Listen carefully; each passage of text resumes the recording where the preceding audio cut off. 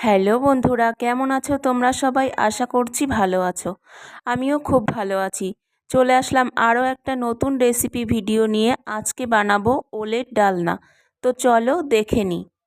দেখো, এখানে ওলগুলো টুকরো টুকরো করে কেটে সেদ্ধ বসিয়ে দিয়েছি। আর এদিকে আলুও টুকরো করে কেটে নিয়েছি, টমেটো কুচিয়ে নিয়েছি, কাঁচা লঙ্কা নিয়েছি আর এক টুকরো আদা নিয়েছি। এখানে কড়াইতে তেল দিয়ে দিয়েছি। এবার এতে দুটো তেজপাতা আর সামান্য গোটা জিরে দিয়ে একটু ভেজে নিয়ে এর মধ্যে আলুগুলো দিয়ে দিলাম। নিরামিষ দিনে এরকমভাবে আলু ওল দিয়ে নিরামিষ ওলের তরকারি বানিয়ে নিলে ভালোভাবেই ভাত খেয়ে নেওয়া যাবে।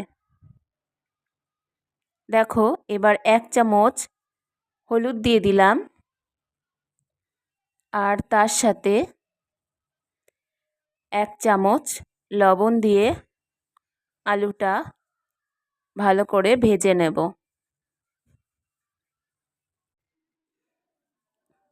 আলুটা ভাজা হয়ে গেছে। এবার এর মধ্যে কেটে রাখা কাঁচা লঙ্কাগুলো দিয়ে দেব।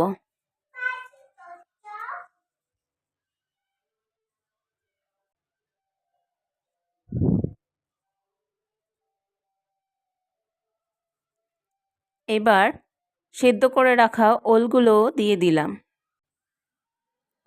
ওলটা দেওয়ার পর আরও কিছুক্ষণ ভেজে নেব যাতে ওলটা ভাজা হয়ে যায়।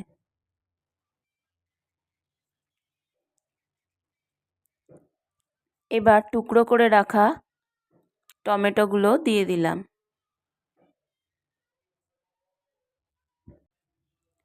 টমেটোটা দিয়ে একটু নেড়ে নেওয়ার পরে এবার আদা বাটাটা দিয়ে দেব।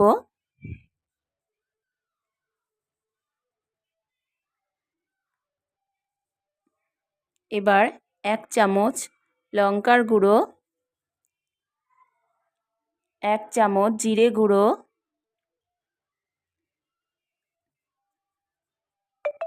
আর 1 চামচ ধনে গুঁড়ো দিয়ে দিলাম।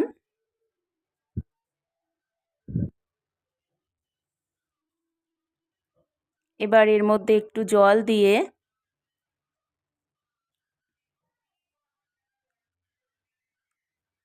ভালোভাবে কষিয়ে নেব।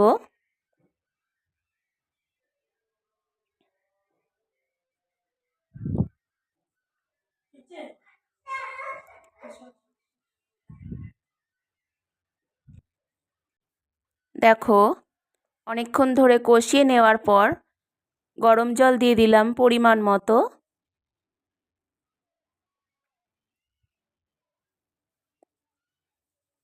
এবার তরকারিটা ভালোভাবে ফুটতে দিতে হবে। দেখো, তরকারিটা ফুটে উঠেছে।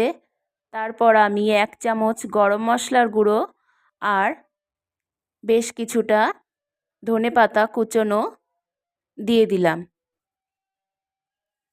এবার দেখো, আমি দেখে নিচ্ছি ওলটা আর আলুটা সেদ্ধ হয়েছে কিনা। দেখো, ভালোভাবেই সেদ্ধ হয়ে গেছে। এবার আরও কিছুক্ষণ ফুটিয়ে নিয়ে এই যে ঝোলটা অনেকটা শুকিয়ে এসছে, এবার নামিয়ে নেব। তো বন্ধুরা, আমার এই রেসিপিটা যদি ভালো লাগে তাহলে ভিডিওটায় লাইক করো, কমেন্ট করো আর সাবস্ক্রাইব করে দিও আমার চ্যানেলটিকে।